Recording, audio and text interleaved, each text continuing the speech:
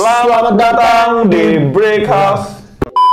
3, 2, 1. Selamat datang di Brick House Football.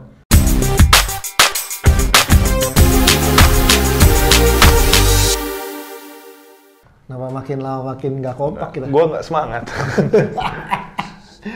Ya, karena minggu lalu pertandingan semua big match di semua liga.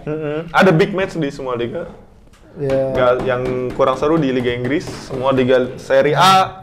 Justru yang paling bagus di Liga Inggris bikin mola saya mati seharian itu. Mola tolong. Kita somasi ya. Saya mending nih, mola saya mati seharian. Ada teman saya yang baru beli mola tuh Perpanjang. sorenya tuh, baru sorenya perpanjang. Buat nonton tim kesayangannya dibantai 5-0. Gimana sebagai penggemar berat Manchester City? Gimana? MU dong. Oh, iya. Kalau berat Madura United. Greg Nokolo, Bre.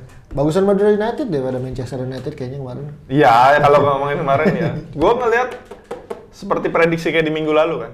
Prediksi gue masih berat ke Liverpool, udah gue bilang. Karena gameplaynya bakal kemakan banget. Dan terbukti, tapi ternyata separah itu kemakannya. Gue nggak tahu deh, ini masalahnya kembali ke gameplaynya atau gue ada beberapa omongan-omongan dengan teman-teman juga kayaknya ada kemungkinan ini boykot pemain terhadap pelatih. Karena kayak nggak niat aja dari start nih, kita kalahin aja nih game, kayak mau ngebuang game gitu loh. Mungkin, semoga sih enggak. Karena 4-0 itu kira-kira kenapa tuh di awal babak pertama malah awal tuh? Itu sebenarnya kalau garis besarnya yang kayak gue udah bahas minggu lalu. Kalau lu mau menang lawan MU, tinggal di press aja backnya. Dan Liverpool permainannya seperti itu. Memang udah terbiasa main kayak gitu, bukan mengubah strategi lawan MU gitu. Kalau boleh jujur, nothing special sama permainan Liverpool.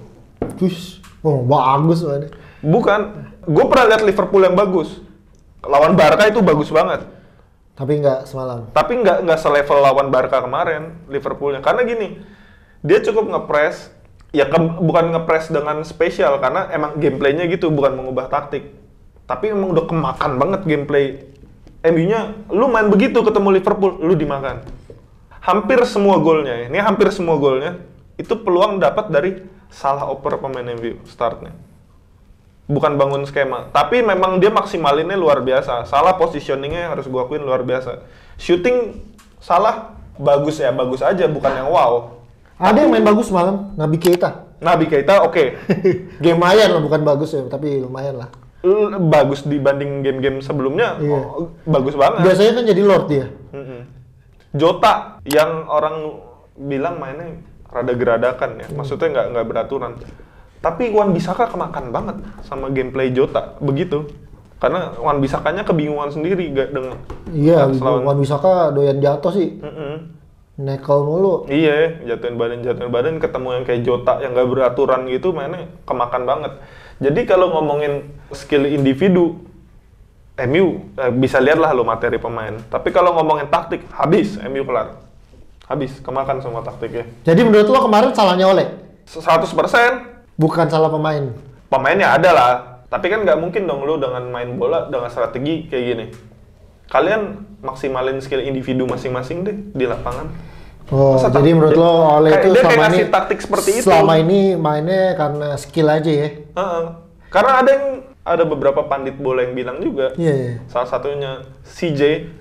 Dia bilang MU gol itu dengan skill individu pemainnya yang di atas rata-rata. Itu gue setuju, benar memang. Iya kan dia bilang kalau kita sebut aja ya, Om Coach Justin dia kan dia bilang pelatihnya mobilnya Ferrari. Ya benar, skuadnya kan Ferrari emang. Iya, makanya gue bilang individu pemain. Tapi yang supirin Metro Mini.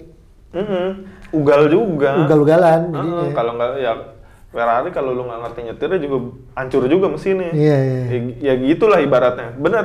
Bukan bermaksud menjelekkan supir Metro Mini, tapi kan beda beda nih mobil yang di atau ya nggak usah supir Metro, supir mobil lain. Iya. Lu nggak pernah nyetir mobil A, lu nggak tahu mesin mobil A, biasanya cuma pernah nyetir mobil B, dikasih mobil A, ya lu nggak bisa maksimalin. Ini mah jauh dari maksimalin, ini dirusak, bahkan udah dirusakin, bukan dimaksimalin. Thank you juga ya buat Liverpool yang babak kedua nggak terlalu menekan. Itu harusnya lebih dari 5. Iya. Karena easy game. Apalagi setelah Pogba kartu merah tuh harusnya lebih nambah gol. Iya. Tapi mereka dapat peluang banyak lah dari setelah Pogba kartu merah. Tapi kayaknya mereka lebih istirahat jadinya. Dia lebih milih istirahat. ngebangun serangannya itu dari tunggu aja MU salah. Tapi nggak ada Varane berpengaruh nggak? Tapi Varane juga di MU sering blunder. Padahal nggak terlalu berpengaruh ya kelihatannya. Cuman gue rasa, nah itu dia yang mungkin jadi pertimbangan juga. Waktu ada Varane juga nggak gitu ngaruh. Sedangkan nggak ada Varane kok makin hancur. Apa ini pemainnya sudah mulai begah dengan... Begah sih. Emang tapi kalau gue rasa emang coachnya... Masalah sih. Bermasalah banget. Mungkin secara motivator enggak, tapi secara... Gue kadang heran loh, dia untuk sebagai pemain, dia masuk ke lapangan, ini berubah ya? Bisa ngerubah game. Tapi pemain penggantinya nggak ada yang masuk ya? Dia di bench, dia di bench sebagai pelatih, nggak bisa ngubah game sama sekali. Flashback lagi ke yang kita bahas minggu lalu lawan Atalanta. MU bisa menang. Itu pun karena Atalanta mainnya berusaha nyerang aja, bukan karena MU ngubah gameplaynya. Tetep kok serangannya mandek, MU nggak kreatif. Nah, pertanyaan gue yang paling penting, lo butuh Ole out atau Ole stay? Kayak minggu lalu juga gue bilang, gue akan bilang Ole out. In case dia nggak keluar, hashtag Ole out naik tuh biasa mainnya bagus. Ya mana Ole out naik, tapi... Ya Ole out aja beneran. Nah tapi kan berarti nggak mungkin kan dia langsung nunjuk pelatih. Ada caretaker di benchnya tuh, ada Mike Phelan, ada Carrick ya? Ada Carrick juga, Fletcher. Siapa kira-kira yang ya 2-3 minggu lah sampai nemu manajer definitif ya? Ya gue pasti kalau yang harapan gue Mike Phelan ya, tapi kayaknya kemungkinannya kecil, lebih kemungkinan Carrick soalnya yang naik. Soalnya gue baca beberapa adalah di Twitter ngomong bilang bursa transfer. Bukan bursa transfer, justru salah satu orang yang ngelatih pertahanan bisa segembel itu juga salah satu pelatihnya adalah Mike Phelan. Jadi jangan berharap banyak kalau tiba-tiba nanti ditunjuk. Gue sekarang gini, kalau kita ngomongin skill defensif, maksudnya coba aja. Ada lu striker satu, oke lu satu sama gue defend. Kita one on one. Gue rasa back MU kuat. Cuman kalau strateginya diacak-acak kayak begitu, ya hancur juga. Iya. Banyak gol mau ngomong dari golnya kelima aja salah passing. Fred ke Pogba di cutting, Hendo tinggal ngasih terobosan. Manajer siapa kalau memang udah caretaker berapa lama? Manajer siapa kira-kira? Conte atau Zidane? Gue mau nanya lagi, minggu lalu udah gue tanya. Sekarang kan semakin yakin nih kayaknya. Kalau dari skema yang cocok, gue rasa lebih ke Zidane. Kayaknya MU nggak bisa main game Conte deh. Tapi gue kepo sih sebenarnya ngelihat Conte ngelatih MU. Tapi sebagai penggemar MU pasti bete tuh. Awal-awal pasti bete, tapi lama-lama lu pasti menikmati karena memang mainnya Conte gitu. Ada hasil. Iya. Biasanya ada hasil. Conte itu 1-0, 2-0 udah cukup dia enggak. Ya yang jadi bingung adalah siapa yang jadi back sayap. Oh, back sayap gue enggak. Luke Shaw bisa sih sebenarnya, tapi kan dia butuh 2 striker. Nah, ya, itu yang jadi problemnya adalah main 2 striker ya, bukan back sayap ya. Trio back aja, gue nggak bingung. Back tengah gue bagus-bagus. Dan gue yakin Pogba jadi bagus banget kalau sama Conte. Itu game-gamenya Pogba di situ. Nah, itu dia. Sama Bruno mau ditaruh di mana? Karena lu mau main 3-5-2, kapun kalau Conte 3-5-2 atau 3-4-3. Iya. Nah, pertanyaannya juga lini belakang bisa main 3 back nggak? Gue nggak tahu itu. Tapi bagusnya kalau main 3 back itu, kalau back lo suka blunder itu nggak terlalu masalah. Jadi memang kan ada backup. Ada covernya banyak dia. Karena kalau defense itu Conte selalu pakai 5 back. Nah bedanya sama Zidane juga sebenarnya taktikalnya nggak terlalu bagus dia. Tapi dia bisa megang pemain-pemain gede. Kayak Ronaldo. Iya. Kayak... Dia belum terbukti selain di Madrid. Iya. Zidane belum terbukti selain di Madrid. Sama sih sebenarnya, dia mirip-mirip Ole. Dia manfaatin skill individu, cuman dia emang kalau Ole kan mungkin ya ngelihat segen, tapi nggak sesegen semua pemain bola ngelihat Zidane, karena ngelihat Zidane main bola dulu kan ya ini pemain yang penangkat piala Maestro dunia. Itu baru nama Maestro tuh. Itu indah banget. Iya. Karena mungkin Zidane dari yang gue lihat di Madrid, dia ngelatih pun masih turun ke lapangan nih. Iya. Masih untuk ikut passing dengan pemain, ikut ngasih contoh segala macem. kayak ngasih coaching klinik lah, masih ngasih coaching klinik gitu. Ya gue nggak tahu pelatih lain ya. Kalau Zidane ya? Kayaknya ya. Kalau gue Conte gue. Tapi nggak tahu lah. Karena lu pengen lihat MU dengan Conte aja. Iya, iya. Gue pengen lihat Pogba sama Conte pasti keren banget. Keren banget. Jalan banget. Malah gue jadi ragu kalau Conte dikasih Bruno Fernandes, karena itu bukan tipe gelandang yang dia mau biasanya. Dia nggak akan main pemain nomor 10 biasanya. Dia tuh pemain nomor 6 malah atau yang 8. bisa jadi rutin main Nemanja Matic tuh. Pemain kesayangan. Dia udah nggak akan. dia emang kayaknya udah nggak lama. Maksudnya emang udah tua juga kan. Dia udah lambat. Tapi passing-passingnya masih oke. Masih oke. Dibanding visinya passingnya ada. Fred. Ya. Iya. Sebutin satu pemain yang passingnya lebih jelek dari Fred. Eric Bailly. Enggak, dia lebih bagus itu. Eric Bailly juga kalau passing ngasal kan. Ya tapi dia paling nggak safe no. Nggak. Fred tuh gini, berani passing deket banget ke pemain, tapi nggak nyampe bolanya. Itu tuh yang riskan di cut. Kalau kejauhan out, lu masih punya ini lagi kayak Fred tuh sering banget bikin tanda gini, hampir tiap game dia bikin tanda. Dikit-dikit.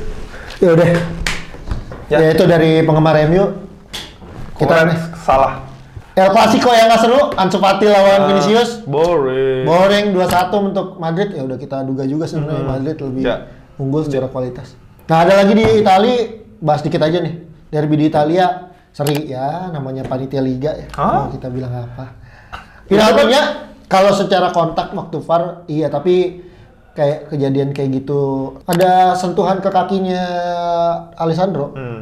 Ya, menurut lu nggak itu, tapi ya, itu menurut gua ada kontak, cuman ya tapi panitia minta foul. Iya. Gimana? Ada kontak, tapi ya memang dipaksakan aja. Ada kontak, tapi ya kalau memang kalau panitia kan jadinya wasit bilang foul ya memang wajar karena sebenarnya itu ada kontak, tapi seharusnya ya, udah biasalah di penaltiin di menit 87, 89 sama Juventus. Setiap derby di Italia begitu kok. Terakhir juga yang pertemuan terakhir di JS Stadium kan yang Cuadrado nginjek Perisic malah dapat penalti, itu juga keren lah. Kayaknya cukup bahas Paris lawan Marseille 0-0. Seruan berantemnya ya. Iya, seruan Neymar ambil corner dijagain sama polisi. Ya gimana, lawan 10 pemainnya nggak bisa. Untuk next game paling ada 2 partai doang yang seru ya minggu ini. Dari satu dari Liga Inggris. Nggak tahu sih seru apa nggak nih yang Liga Inggris nih. Ya, rebutan ini ya, Europa Conference League. Ada Tottenham lawan tim pesakitan. Ya yang tadi kita bahas, MU yang tanpa Pogba. Kenapa nggak Frednya kartu merah ya? Tapi itu layak nggak sih menurut lu? Baik lagi tuh keputusan ini. Gue nggak tahu sih, kalau itu kan gue nganggap itu one foot tackle. Kalau gue pribadi. Iya, tapi dia emang kena kaki. Kakinya emang naik. kena kaki. Emang kakinya kena naik ya. Keita sampai dibopong. Iya. Ya gue nggak. Tapi sakit sih. Emang kalau kena tulang kering, coba tulang kering disikat pakai pul. Masalahnya gini, bisa-bisanya. Pul besi lagi tuh kayaknya. Pogba nih, katanya muslim, taat, suka ibadah. Bisa nyerang Nabi cuy. Melengkat Nabi. Ada satu juga tuh, ini balik lagi ke pertandingan yang tadi nih jadinya. Yang Ronaldo nyikat Curtis Jones. Oh iya. Nah mungkin itu lebih pantas kartu merah kali ya dibanding gue rasa itu. Tapi karena dia Ronaldo, iya. Daripada dianggap wah wasit mendukung Liverpool. Iya, iya. Gue rasa tuh karena itu pertimbangannya wasit nggak kartu merah. Gue udah ketir aja ya merah nih. Tottenham juga kemarin kalah. Ya ini duel tim pesakitan lah sebenarnya. Yang satu. Dan jangan lupa Tottenham ini adalah Tottenham ya. Ya Tots, Spurs, apa? Pokoknya klub ini adalah pencetak kemenangan terbesar di Old Trafford. Iya, 6-1 ya. 6-1. Sama City, cuman 2 klub itu dan lawan Ole. Iya, waktu itu Ole sudah 2 kali kalah 5 gol ya. Waktu itu Martial kartu merah. Kali ini siapa nih kartu merah nih? Saya rasa Jadon Sancho. Nggak, Wan-Bissaka. Fred deh, merah deh. Fred. Ya, Ole harus ganti sih taktik. Harus mulai pakai taktikal yang bagus. Apalagi ketika ketinggalan, pergantian pemainnya yang lebih tepat lagi. Jangan tiba-tiba Bruno Fernandes diganti Cavani. Karena gini, ini kalau mau ngomongin gameplay ini bisa main taktik apa enggak, semua pemain ini kecuali Wan Bisaka ya yang kemarin starting di timnasnya bersinar sama Greenwood lah. Greenwood, Wan Bisaka karena nggak Wan Bisaka ya belum terlihat banyak di timnas, Greenwood nggak dipanggil timnas. Tapi sisanya ini semua pemain yang bisa main di timnas. Prediksi lo secara netral? Ya, gue masih Imbang sih kayaknya ya. Tots tetap menang. Menang ya? Kalau gue justru imbang. Ya dua-duanya lagi jelek juga. Kan kalau Tots banyak bergantung sama Son sama Kane selama itu ya memang itu yang ngegendong. On form pasti bisa lah nyetak gol. Tapi kalau nggak Kalau itu nggak dua itu nggak perform ya jangan berharap banyak sih. Nah, next di Italia ada Milan Roma. Wah, ini seru nih. Sorry, bukan dua klub kita. Iya, tapi bukan dua klub kita. Kita pengen kalau bisa sih dua-duanya kalah. Bisa nggak? Kita nggak tahu nih si Mourinho udah bisa dampingin tim belum kemarin kena kartu merah soalnya. Biasa. Tuh pertandingan juga seru tuh, dua-duanya pelatih kartu merah, satu Spalletti, satu Mourinho. Berat. Spalletti lawan X. Kemarin ada 4 pelatih kartu merah di midweek kemarin. Di weekend kemarin. Ada Simone Inzaghi ngelempar baju waktu kena penalti, ngelempar baju ke arah wasit. Ada Gasperini Atalanta kartu merah. Ya 2 lagi Spalletti Mourinho. Nah, ini 4 klub besar dulu. Kalau Simone Inzaghi ketahuan banget kesel itu. Nah, tapi ini kembali ke Milan, ya Milan lagi on form ya. Lagi oke di Liga, kecuali di Liga Champions lu. Liga Champions lu katro. Atau ya gue nggak tahu ya apa cocok kali Mourinho di sana ya.